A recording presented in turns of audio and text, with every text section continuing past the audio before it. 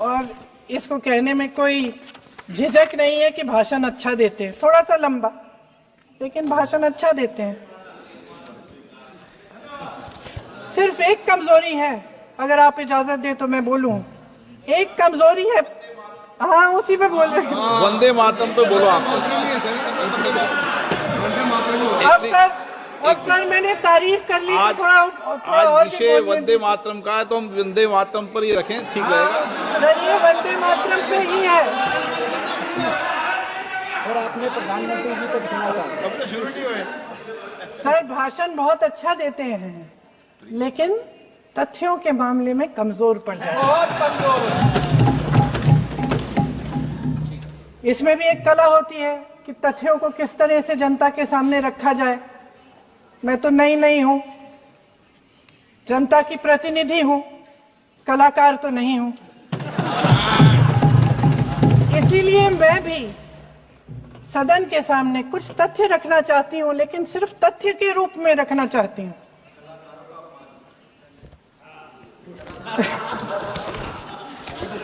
मैं उदाहरण दे देती हूँ। सर मांग रहे हैं सर वंदे मातरम के बारे में, वंदे मातरम की जो सालगिरह पे आपने एक बड़ा कार्यक्रम आयोजित किया था, उसमें प्रधानमंत्री जी ने भाषण दिया।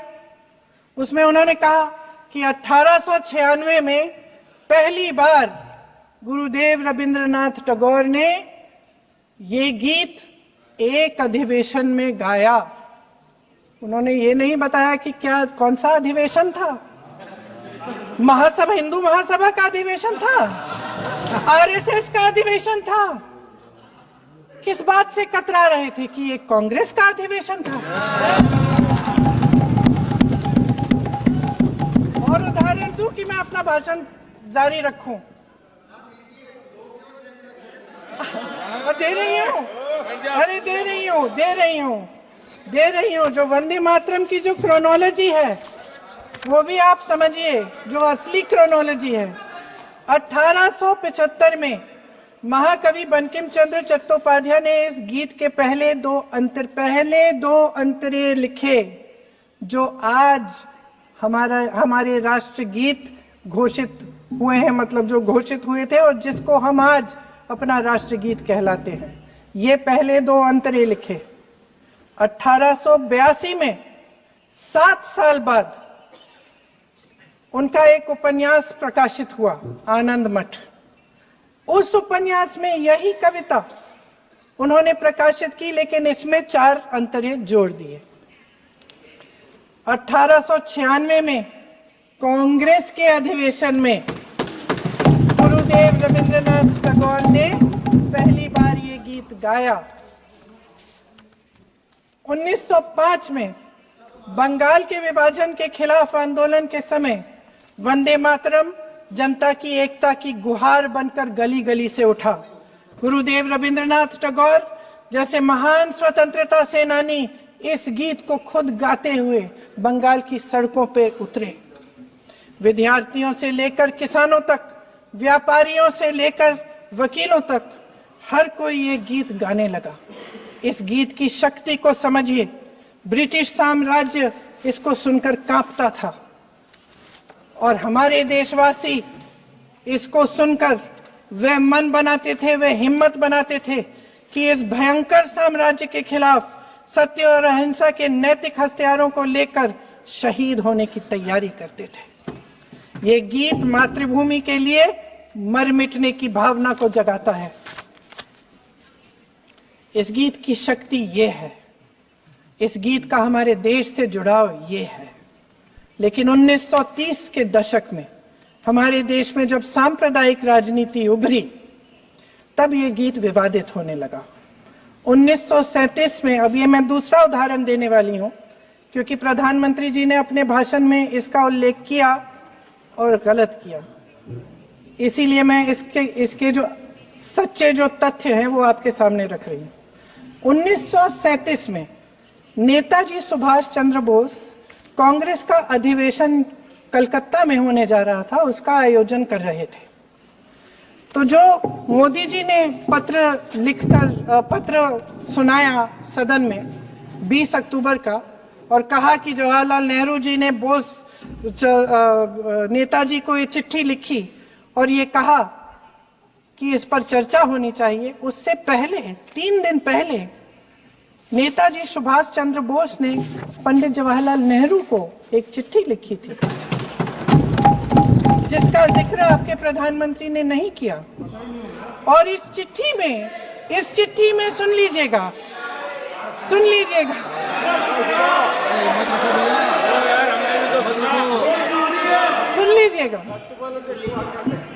आप नेताजी के लफ्ज नहीं सुनना चाहते? बंगाल का चुनाव आ रहा है।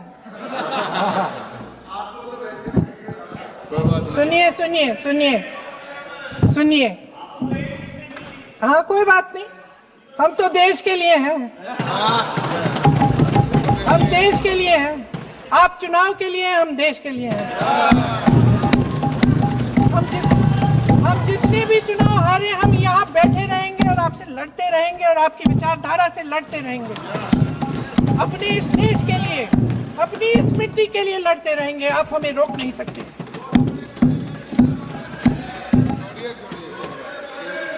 सुन लीजिए सुभाष चंद्र बोस जी ने क्या कहा। सुन लीजिए। My dear Jawahar, reference Vande Mataram. We shall have a talk in Calcutta and also discuss the question in the working committee if you bring it up there. I have written to Dr. Tagore to discuss this matter with you when you visit Santi Niketan. Please do not forget to have a talk with him when you visit Santi Niketan. ये 17 अक्टूबर को लिखी जाती है। 10 अक्टूबर को नेहरू जी इसका जवाब देते हैं और आपके और 20 अक्टूबर को, हाँ ठीक है, 20 अक्टूबर को नेहरू जी इसका जवाब देते हैं। इस जवाब की एक पंक्ति प्रधानमंत्री जी ने सुनाई, बाकी पंक्तियां क्यों नहीं सुनाई? क्योंकि उनमें नेहरू जी क्या कह रहे हैं? There is no doubt that the present outcry against Vande Mataram is to a large extent a manufactured one by the communalists. Whatever we do, we cannot pander to communalists' feelings, but to meet real grievances where they exist. I have decided now to reach Calcutta on the 25th morning. This will give me time to see Dr. Tagore as well as other friends. समझ रहे हैं आप? प्रधान चुप है तो समझ ही गए होंगे। फिर क्या होता है? फिर नेहरू जी कलकत्ता जाते हैं और गुरुदेव जी से मिलते हैं और उसके अगले दिन गुरुदेव जी एक चिट्ठी लिखते हैं जिसमें वो लिखते हैं, अंग्रेजी में चिट्ठी है, उसका एक अंश मैं आपको हिंदी में बता देती हूँ, जिसमें गुरुदेव जी कहते हैं कि जो 2 अंतरे हमेशा गाए जाते थे उनका महत्व इतना गहरा था कि उस हिस्से को कविता के शेष हिस्से तथा पुस्तक के उन अंशों से अलग करने में उन्हें कोई कठिनाई नहीं थी। उन्होंने ये कहा कि स्वतंत्रता संग्राम में हमेशा से वही 2 अंतरे ही गाए जाते थे और उनको गाते हुए कुर्बानी देने वाले सैकड़ों शहीदों के सम्मान के लिए उन्हें ऐसे ही गाना उचित रहेगा। उन्होंने यह भी कहा कि बाद में जोड़े गए अंतरों का सांप्रदायिक मायना निकाला जा सकता है और उस समय के माहौल में उनका इस्तेमाल अनुचित होगा। इसके बाद 28 अक्टूबर 1937 में कांग्रेस की कार्य समिति ने अपने प्रस्ताव में वंदे मातरम को राष्ट्रगीत घोषित किया। उन्हीं दो अंतरों को कार्य समिति की बैठक में महात्मा गांधी जी, नेताजी सुभाष चंद्र बोस, पंडित नेहरू, आचार्य नरेंद्र देव जी, सरदार पटेल जी, गुरुदेव रविंद्रनाथ टैगोर जी सब मौजूद थे। इस प्रस्ताव के ये सभी महापुरुष इस प्रस्ताव से सहमत थे। आगे क्या होता है ये भी सुना लूं। भारत की आजादी के बाद जब इसी गीत के इन्हीं दो अंतरों को 1950 में डॉक्टर राजेंद्र प्रसाद जी ने संविधान समिति में भारत को का राष्ट्रगीत घोषित किया, तब लगभग यही महापुरुष मौजूद थे। इनके साथ साथ B.R. अम्बेडकर जी भी सभा में थे और इनके साथ साथ मेरे सत्ता पक्ष के साथियों के नेता श्री श्यामा प्रसाद मुखर्जी भी मौजूद थे। वही दो अंतरे राष्ट्रगीत घोषित किए, किसी ने कोई आपत्ति जारी नहीं की, कोई आपत्ति नहीं जताई। वैसे इन तथ्यों के साथ जुड़ा एक और तथ्य भी है जो मैं यहाँ पे आपके सामने रखना चाहती हूँ। आज हम अपने राष्ट्रगीत पर बहस कर रहे हैं, लेकिन हमारा राष्ट्रगान भी एक कविता का एक अंश ही है, एक लंबी कविता का एक अंश है। और इन दोनों राष्ट्रगीत और राष्ट्रगान के अंश को चुनने में सबसे बड़ी भूमिका गुरुदेव रविंद्रनाथ टैगोर की थी। वंदे मातरम के इस स्वरूप पर सवाल उठाना, जिसे संविधान सभा ने स्वीकार किया, न सिर्फ उन महापुरुषों का अपमान करना है जिन्होंने अपने महान विवेक से ये निर्णय लिया, मगर एक संविधान विरोधी मंशा को भी उजागर करता है। क्या सत्ता पक्ष के हमारे साथी इतने अहंकारी हो गए हैं कि अपने आप को महात्मा गांधी जी से, रविंद्रनाथ टैगोर जी से, राजेंद्र प्रसाद जी से, बाबा साहब अम्बेडकर जी से, मौलाना आजाद जी से, सरदार पटेल जी से, सुभाष चंद्र बोस जी से बड़ा समझने लग गए हैं? मोदी जी का अपने भाषण में ये कहना कि राष्ट्रगीत को एक विभाजनकारी सोच द्वारा काटा गया, उन सब महापुरुषों का अपमान है जिन्होंने अपना पूरा जीवन इस देश की आजादी की लड़ाई में झोंक दिया। वंदे मातरम को विभाजित करने का आरोप लगाकर आप पूरी संविधान सभा पर आरोप लगा रहे हैं, उसके हर एक नेता को दोषी ठहरा रहे हैं। यह हमारी संविधान सभा और हमारे संविधान का खुला वार है। और जहां तक जवाहरलाल नेहरू जी की बात है, जितनी देर हमारे प्रधानमंत्री देश के प्रधानमंत्री रहे हैं, 12 साल हो गए हैं, लगभग उतने ही सालों के लिए जवाहरलाल नेहरू जी जेल में रहे। किस लिए? इस देश की आजादी के लिए। उसके बाद 17 साल के लिए प्रधानमंत्री रहे। आप बड़ी आलोचना करते हैं इनकी, लेकिन अगर इन्होंने इसरो नहीं बनाया होता तो आज आपका मंगलयान नहीं होता। अगर DRDO नहीं बनाया होता तो तेजस नहीं बनता। अगर IIT और IIM नहीं बनाए होते तो हम आज IT में आगे नहीं होते। अगर एम्स नहीं बनाया होता तो हम कोरोना की जब बड़ी चुनौती का सामना कैसे करते? हाँ, वही बना कुछ भी। इसका मतलब है इस मुद्दे का जवाब नहीं है आपके पास है? अगर इन्होंने BHEL, गेल, सेल, भाखड़ा नंगल ये सब नहीं बनाया होता जो आप सब बेच रहे हैं, तो ये विकसित भारत कैसे बनता? और मत कहिए बाकी। पंडित जवाहरलाल नेहरू इस देश के लिए जिए। सुन लीजिए, बेच लो यार, और बाकी भी बेच देंगे। पंडित जवाहरलाल नेहरू इस देश के लिए जिए और देश की सेवा करते करते उन्होंने दम तोड़ा। फिर भी सुन लीजिए, मेरी एक सलाह ले लीजिए। सर, मैं आपके माध्यम से सलाह दे रहे हैं, हम छोड़ना नहीं। सर, मैं आपके माध्यम से एक सलाह दे देती हूँ। हमारे प्रधानमंत्री महोदय 12 सालों से इस सदन में हैं, मैं मात्र 12 महीनों से हूँ।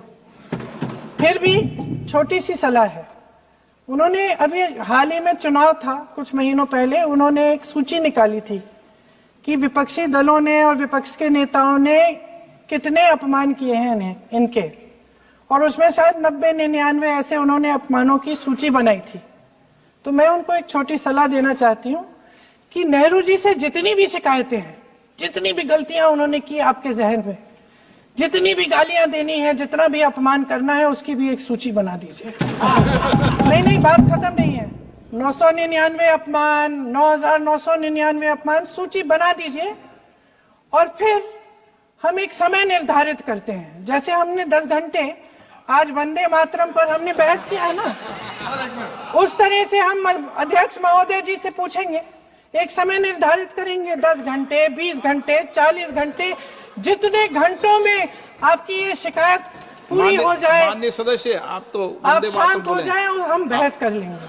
लेकिन इस सदन का कीमती समय, जिसके लिए हमें यहाँ पे जनता ने भेजा है, जैसे हमें जनता की समस्याओं को हल करने के लिए चर्चा करनी चाहिए, इस्तेमाल करना चाहिए, उसको एसी के लिए इस्तेमाल करिए। उसके बाद जैसे अंग्रेजी में कहते हैं ना, जैसे अंग्रेजी में कहते हैं कि once and for all let's close the chapter,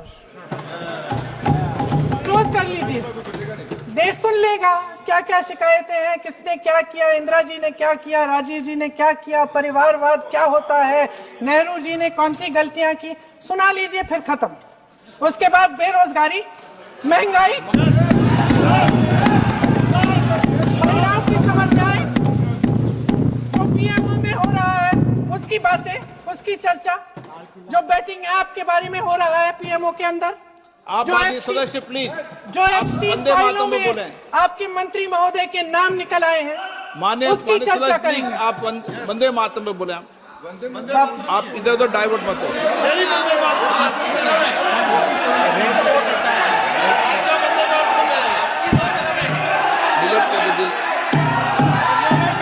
क्या हो गया? आप 1 मिनट, हाँ कर दो। क्या हो गया? अंत में चिड़ी गए।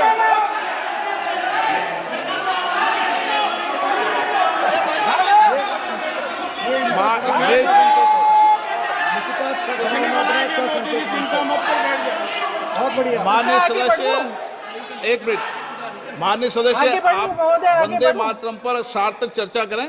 ठीक सर, इधर उधर डाइवर्ट यही थी सर, संक्षिप्त में बात यही थी, कोई डाइवर्ट नहीं होना हम चाहिए। अपन को बातें करते रहते हैं। माननीय सदस्य नहीं, आप बिना तथ्यों के कोई बात नहीं करें।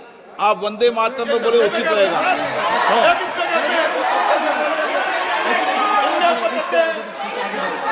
मैंने प्लीज, अध्यक्ष महोदय, मैं आपकी बात मानती हूं, लेकिन बिना तथ्य के बहुत सालों के लिए ये हम पर आरोप डाल रहे हैं।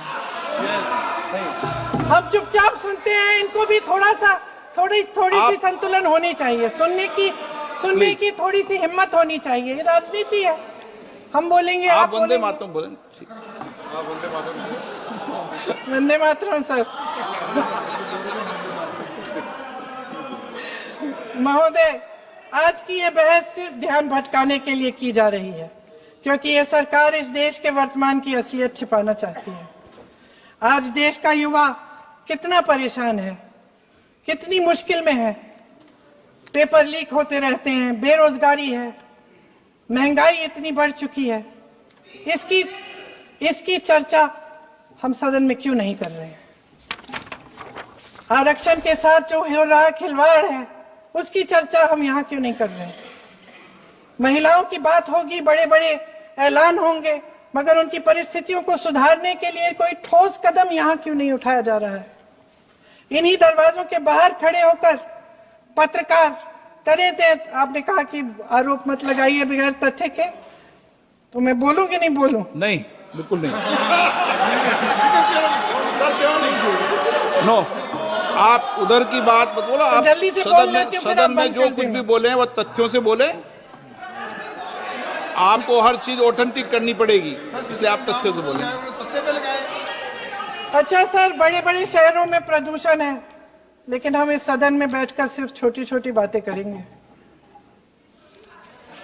जी,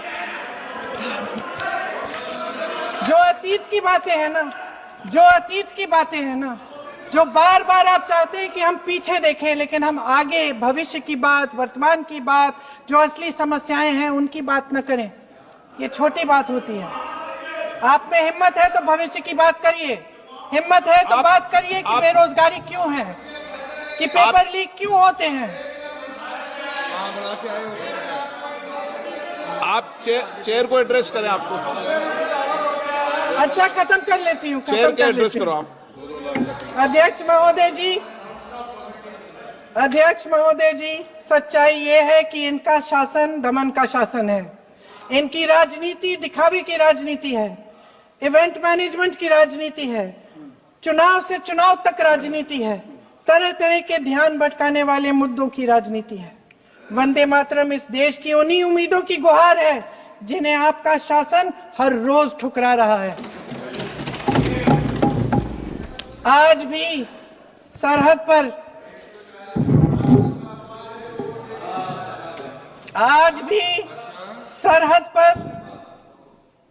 पर जवान जब दुश्मन का सामना करता है तो उसकी छाती में वंदे मातरम गूंजता है। आज भी जब हमारा खिलाड़ी अंतर्राष्ट्रीय खेलों में जाता है तो उसके दिल की धड़कन में वंदे मातरम होता है। आज भी इस देश के करोड़ों देशवासी जब अपने राष्ट्र ध्वज को फहराते हुए देखते हैं तो उनकी जबान पर वंदे मातरम, वंदे मातरम, वंदे मातरम आता है। कांग्रेस के हर एक अधिवेशन में 1905 से लेकर आज तक सामूहिक तौर पर वंदे मातरम गाया जाता है। आपके अधिवेशनों में गाया जाता है कि नहीं, ये बताइए। अपने देश